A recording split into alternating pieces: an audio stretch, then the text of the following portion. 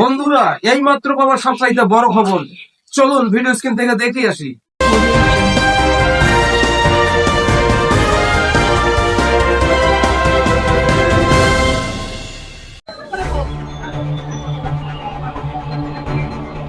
এ কোন দেশ?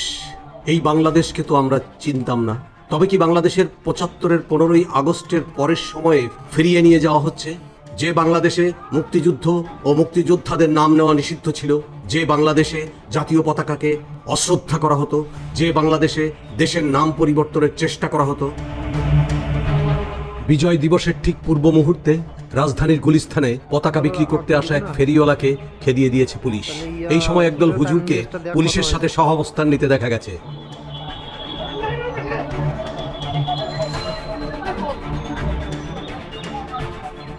সামাজিক যোগাযোগ মাধ্যমে এমন একটি ভিডিও ক্লিপ ছড়িয়ে পড়ার পর শুরু হয়েছে সমালোচনা। যাদের সাহস আছে তারাই ভিডিওটি শেয়ার দিয়ে সমালোচনা করছেন, আর যারা ভীত সন্ত্রস্ত তারা অ্যাংরি রিয়্যাক্ট দিয়ে নীরব প্রতিবাদে সামিল হয়েছেন। স্বাধীন দেশে এমন ঘৃণ্য ঘটনার পর অনেকেই প্রশ্ন তুলছেন, দেশটা কারা চালাচ্ছেন? অনেকেই আবার লিখছেন, কাদের হাতে রাষ্ট্র ক্ষমতা তুলে দিলাম আমরা। বন্ধুরা, এরকম আরো নিত্য নতুন আপডেট খবর পেতে আমাদের ইউটিউব চ্যানেলটি সাবস্ক্রাইব করে আমাদের সাথেই থাকবেন।